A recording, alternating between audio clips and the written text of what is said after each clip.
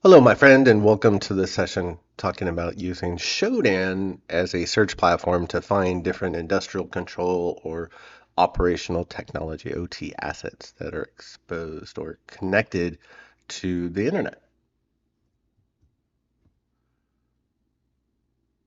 Jumping in, and I'm going to try to go through a lot of this at a fairly good pace, but you can see that Shodan was created by Jonathan Matherly back in 2009. So it's been around for a while. And I remember when it first came out, and I thought it was the coolest thing because you could go online and find things like stoplights and power plants that were exposed to the internet. Now, over the years, in part because of tools like Shodan, a lot of the awareness has gotten out in the ICS OT community about let's not expose these things to the internet.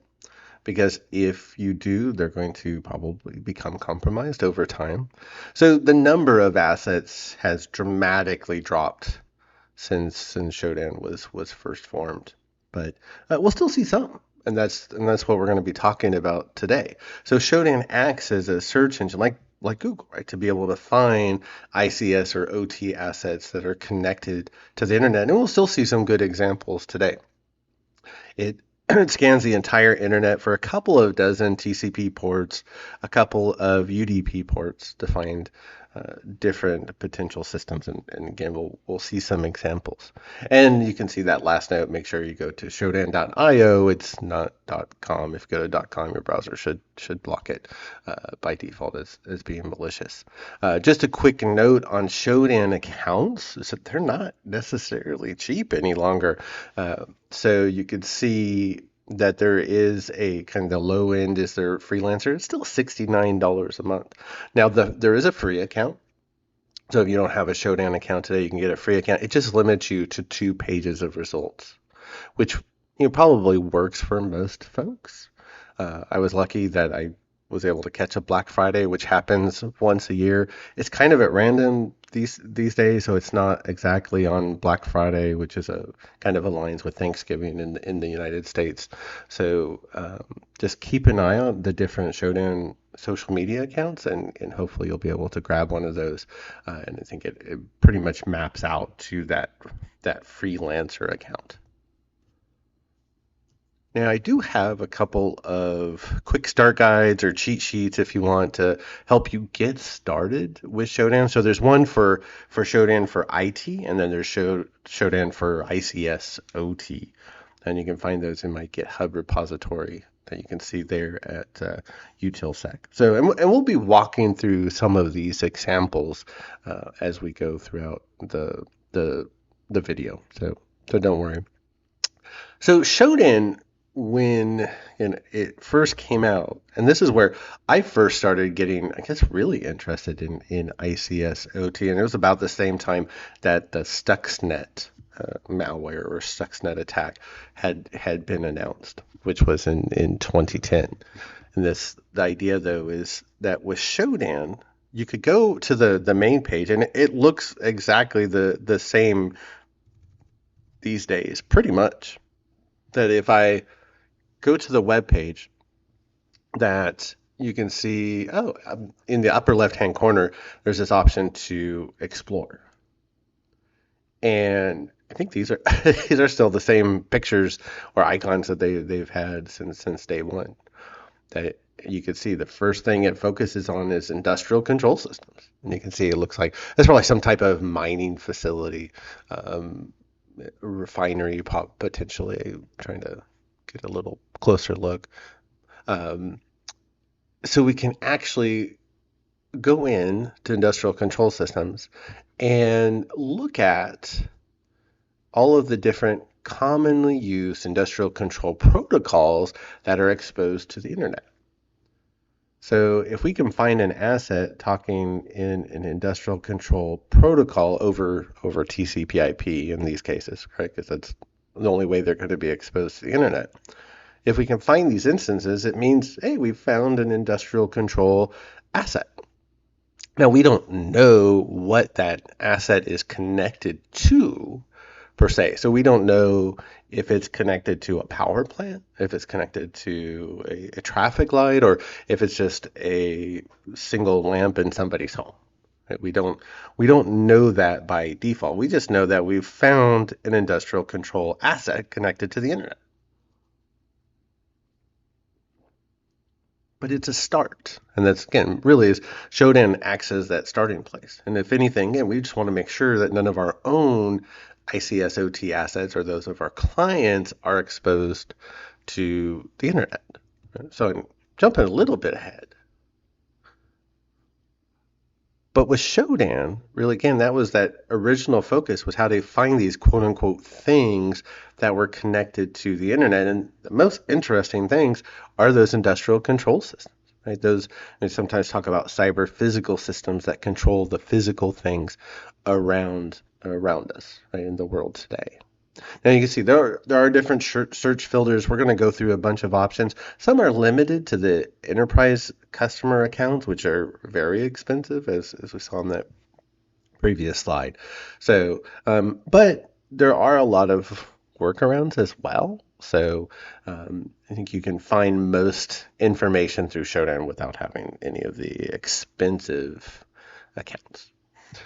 So again, we talk about how you can go in and just even look at ICS OT protocols. I remember looking at this and the first thing I see is Modbus. Like, what the heck is that?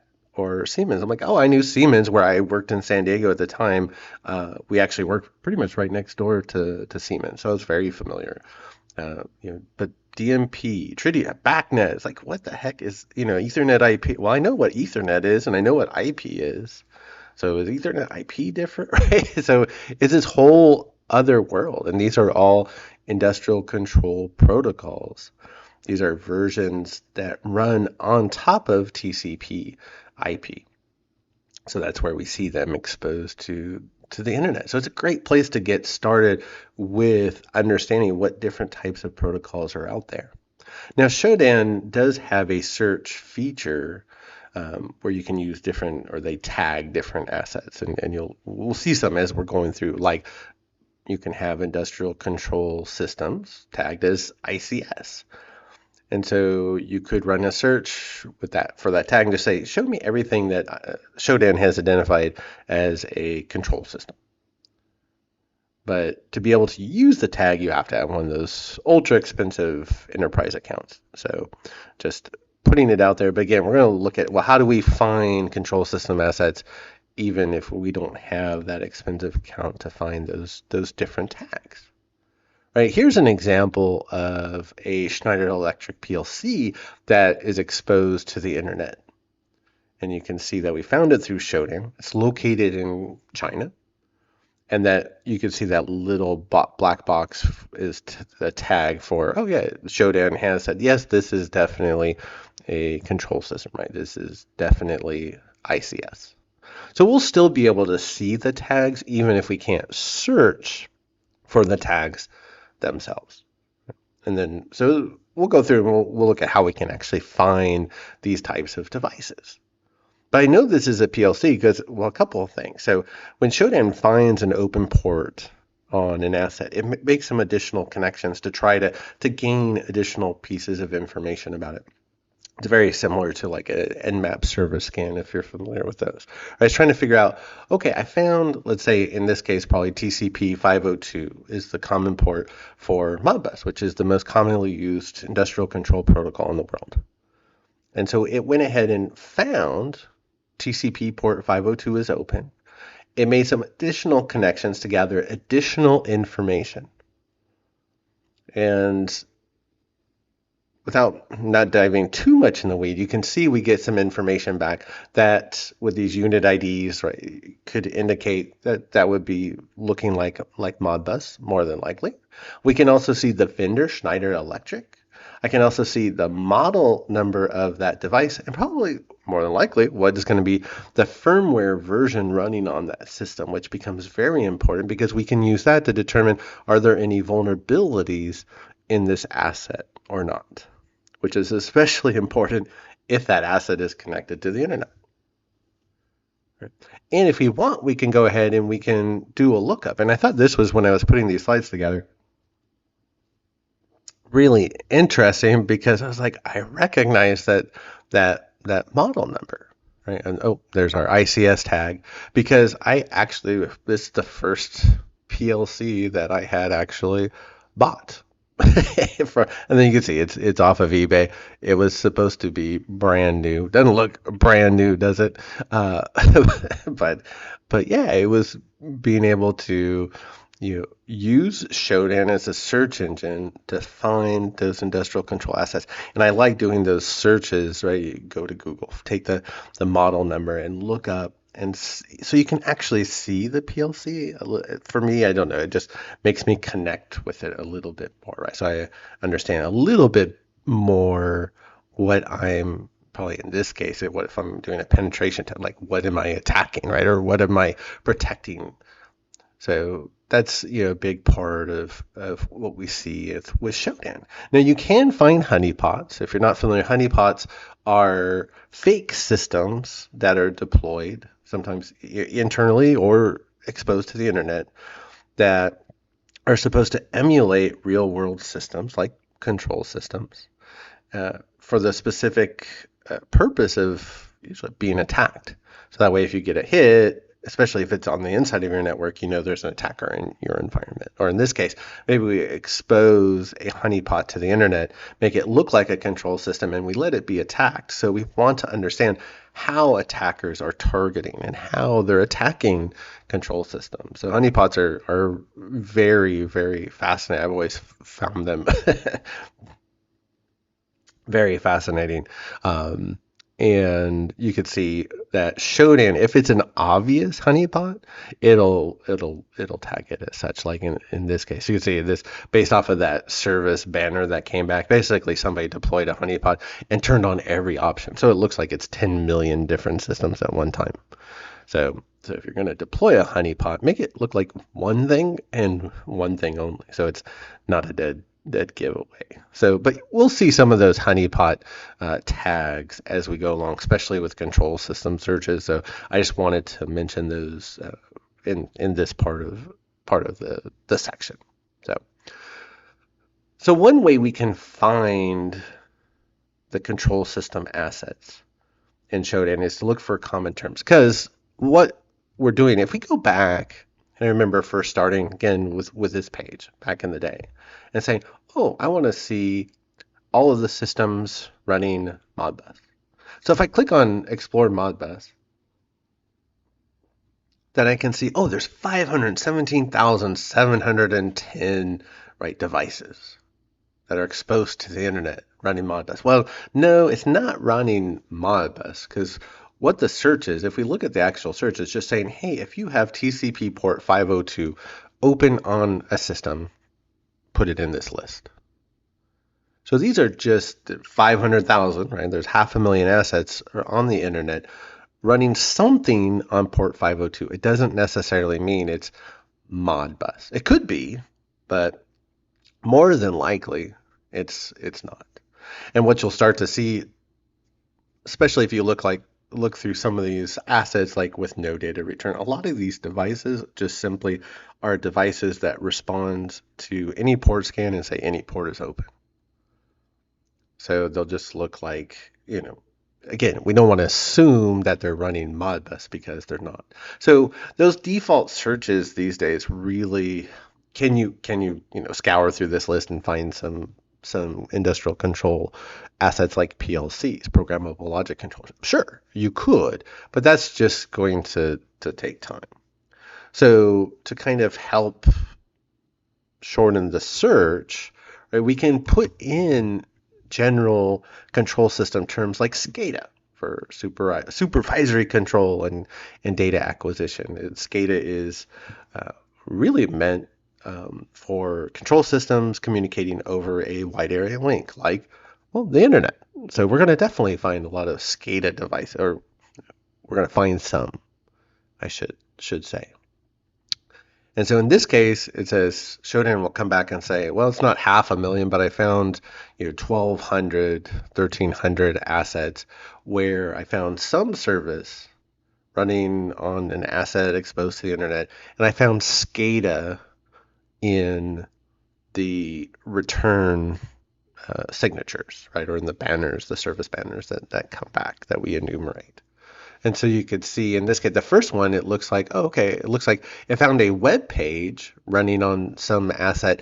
And in that web page, that it actually saw 1509-SCADA. Right? So we can load that web page to see, is this actually a SCADA system? And actually, you can even look at, there's the digital certificate associated with that web page. So the web page is encrypted. And so you can see it's associated with micro hard systems, which actually if you open it up, I've actually had a discussion about some of these with an engineer at the office. Oh, it's not going to show us anything there. Sometimes they do, sometimes they don't. But if you do a search for micro hard, you can actually see all the different types of assets that they put together. In fact, this one even has, you kind of see that model number. And then if we can put it in there, it'll come back and you can see, oh, it's a cellular modem. So a lot of times you might have some type of control system that you want to communicate out over the internet. Hopefully not just openly exposed though, but in this case they have this micro hard device, right, that acts as, and more than likely it's a cellular modem that is connected on one side to a control system and the other side is connected to the internet. So that's actually that first result that we see, right, that comes back. So that gives you an idea of, you can just search for these general terms like SCADA and then go through, the information that comes back, and you can run some Google searches to get a better understanding of what's there. So again, not necessarily even we're not finding like Modbus running right now. We're finding web servers that are front ends to control systems or systems in front of control systems. Right, you can see the second one at 93.90.22.21. Oh, yep, that's one of those honeypots because, again, it's one where they set it up and they just turned on every feature to make it look like every type of potential, like web server in this case. Right. Another honeypot, another honeypot, and then, here's some more. We start looking at different web pages that have SCADA in them, right? And then another honeypot. so again, some of it is completely worthless. Some of it's very worthwhile. It's one of those things like with Shodan, and hopefully by going through this video, you'll understand how to cut through the noise and ignore all of the garbage. But it is a process, right? To sit down and cut through some of that noise to understand, what's what. So other terms we can use, we already checked SCADA. You can do IIoT. Sometimes I've found some things of that's industrial Internet of Things. That's where we actually do have internet connections into our OT environments for in some way, shape, or form. Hopefully it's done securely. You can try ICS, you can try OT, because those are such, short acronyms that you get a lot of just general terms and search results that aren't necessarily too helpful. ICS definitely more pertinent than OT. So where I have the best luck is usually with the different vendor names.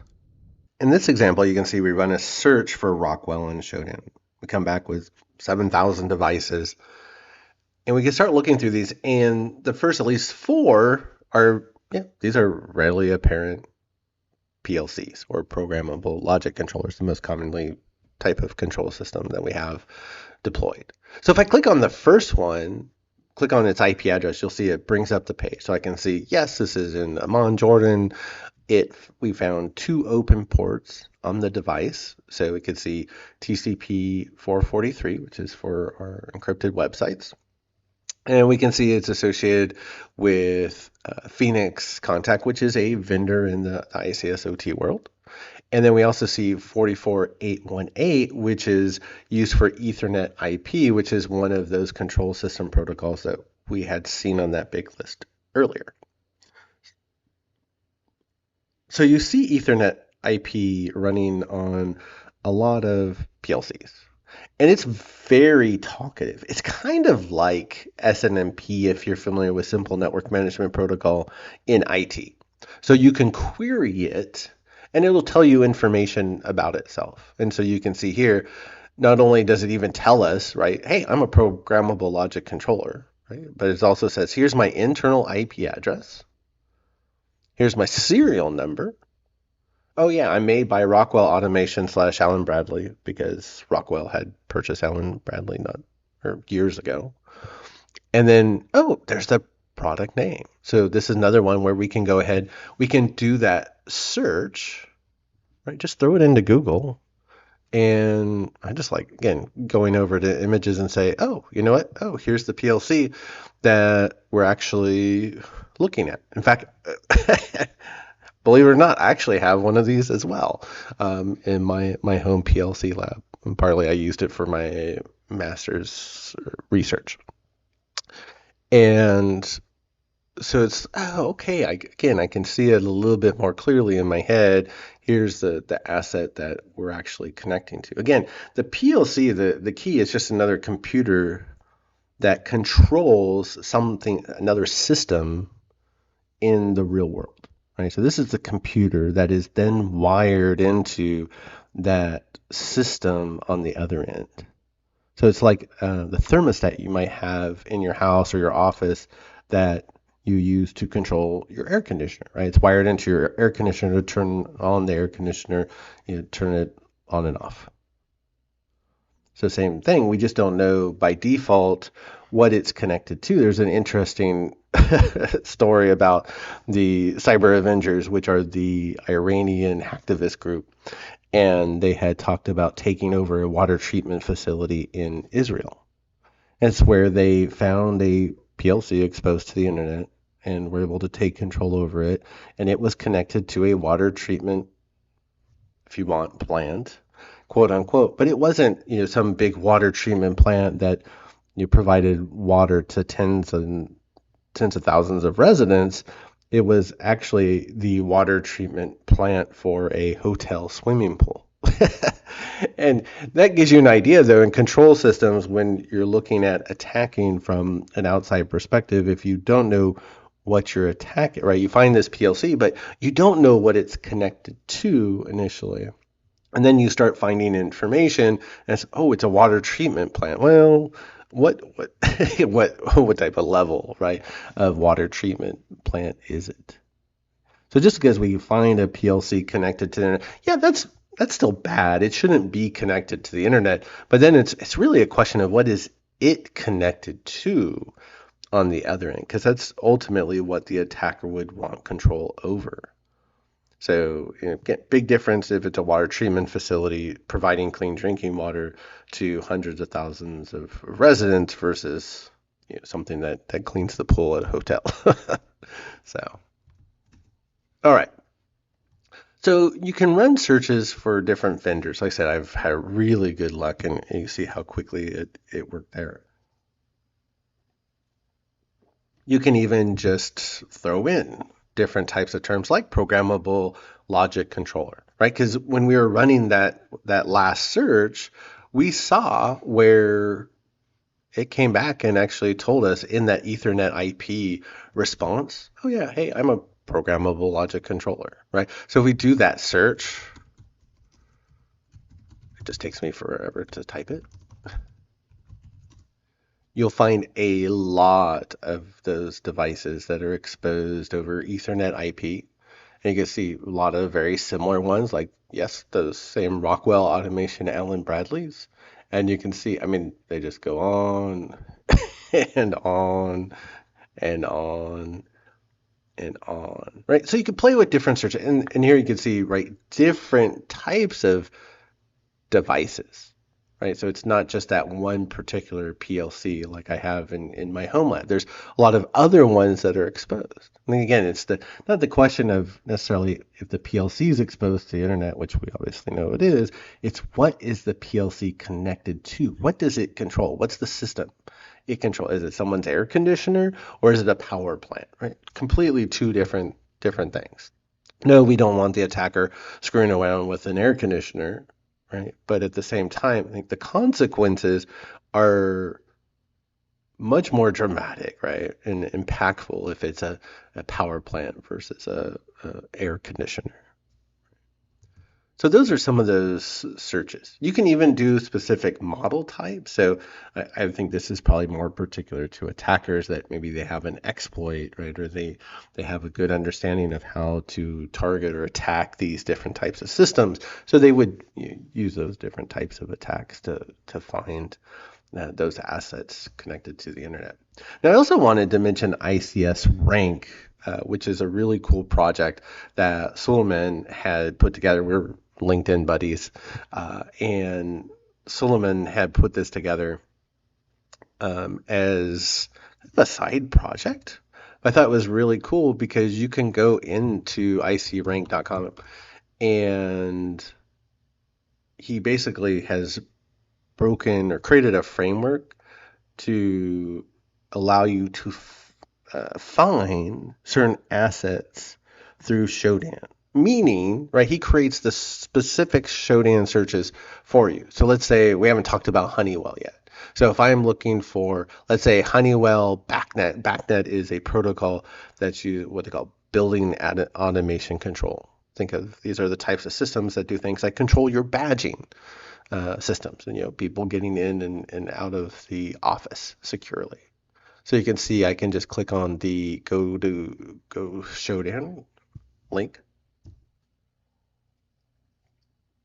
And then it comes up with, now there's all of 6, but it's still 6 of these building access control systems that are exposed directly to the internet. That shouldn't be.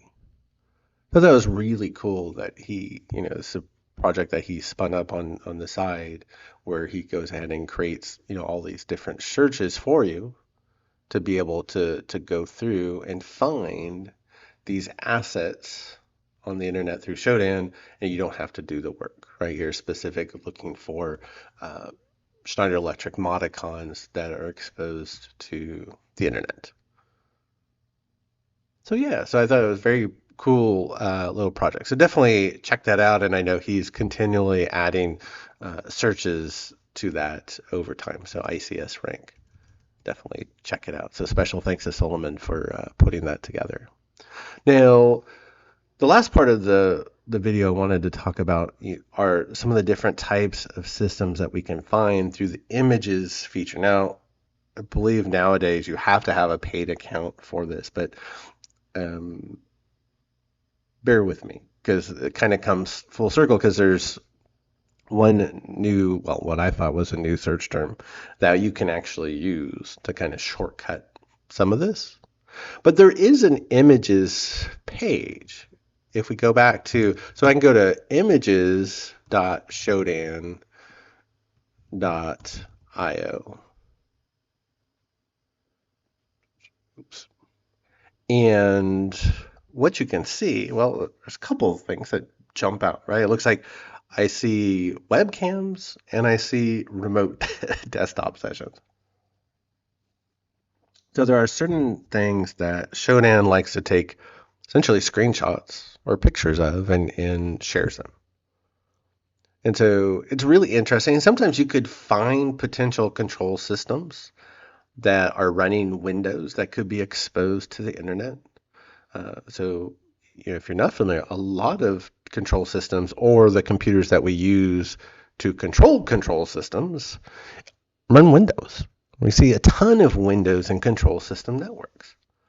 And so if you have something like an engineering workstation, and I found these through Shodan, that are exposed to the internet, right? Let's just say we can click on this one's interesting, right? Because we can go in and we can see not only, here's this system, it has remote desktop exposed to the internet, but I can see it's running Windows Server 2012 R2, which should be end of support, right? So if they don't have extended support, this server's not patched. We can even see it's still waiting for patches.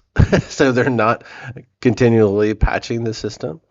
We can see they didn't rename the default administrator account. So if we could guess the password for that administrator account, we could log in. There's another account called just admin. There's one called Claro FTP. So maybe there's an FTP server running on here. And then there's a Stefanini.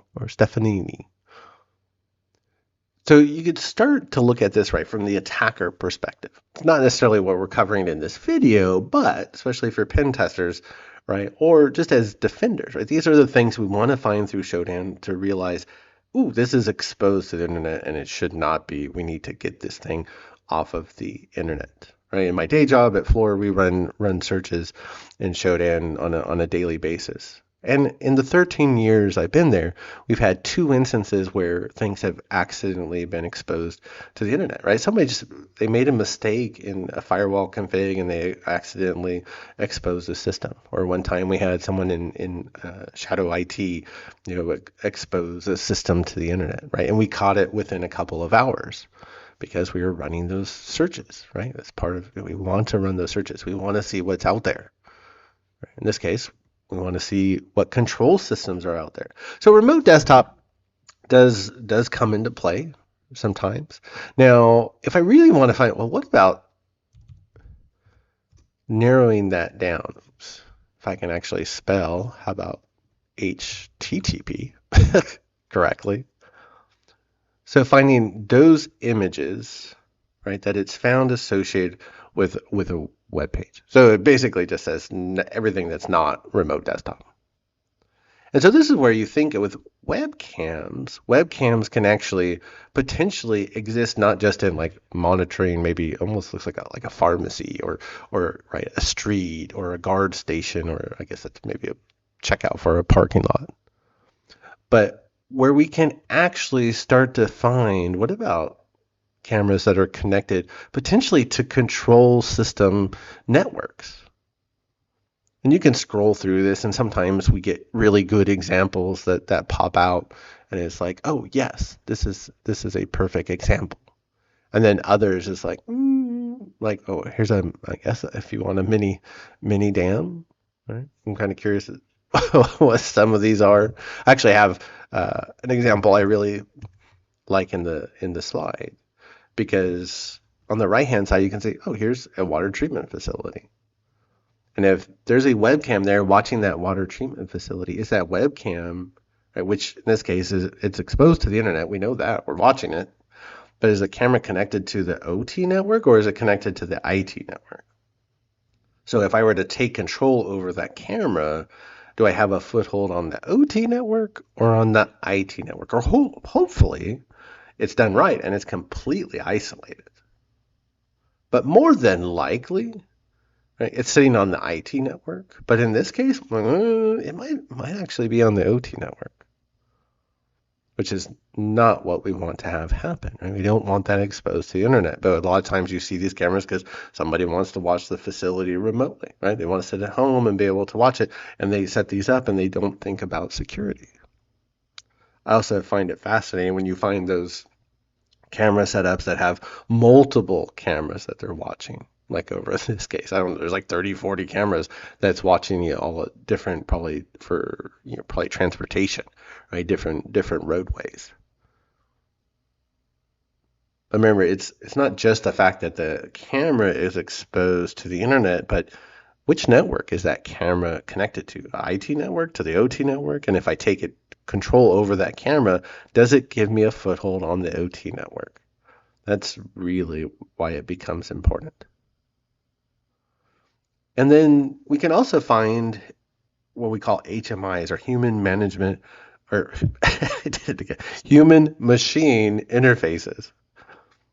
And so this is a GUI, right? And you can see it's kind of got this old school feel, right? But it's a GUI that gives us a look at the overall process of the different systems, all these different values that are important. So that way, if there's a problem with this process that we're controlling out in the real world, then we get an alarm, we get an alert, and we can take action, including up to doing it, just shut the entire system down before something bad happens. And so we have those options through HMIs. You can find a lot of HMIs these days as web pages. And so, well, if it's drawn as a web page, then it runs on a web server.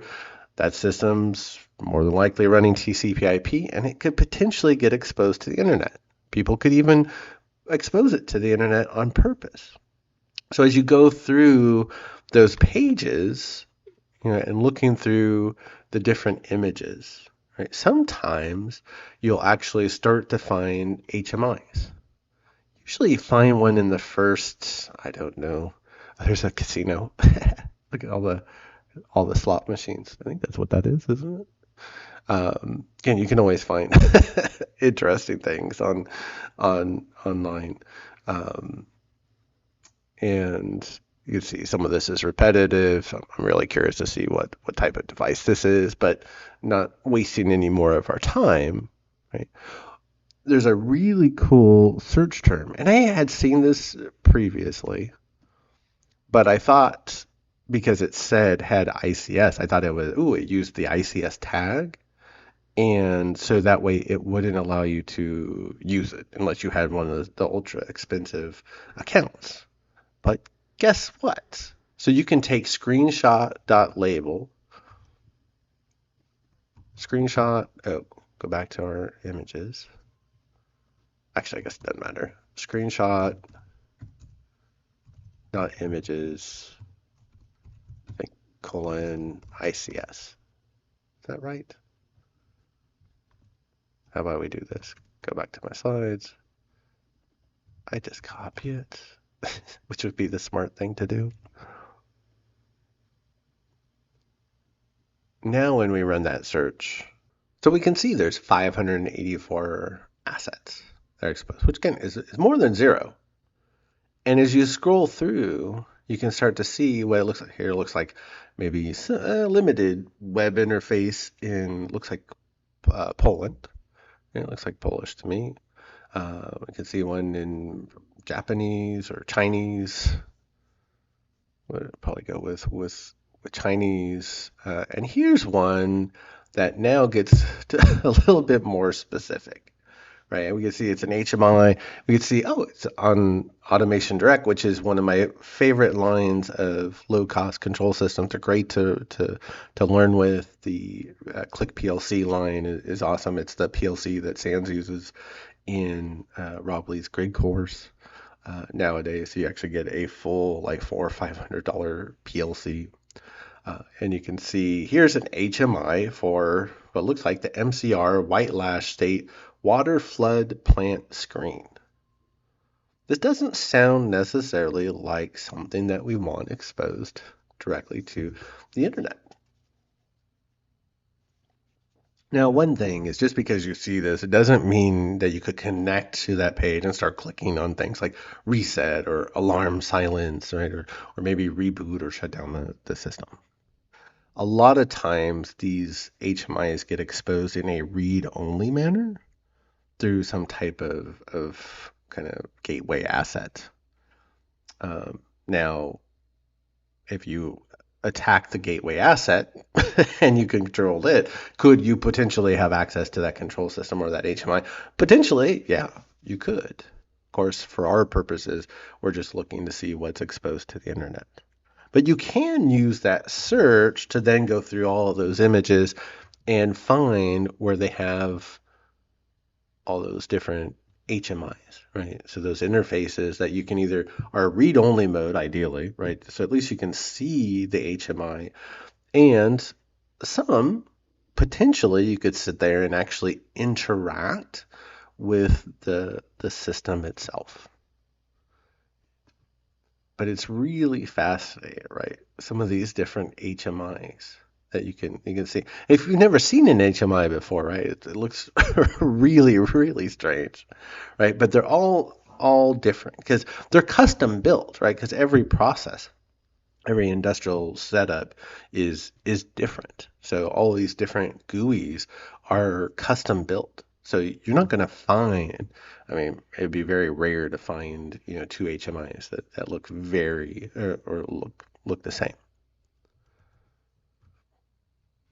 But anyways, so that's screenshot.label colon ICS.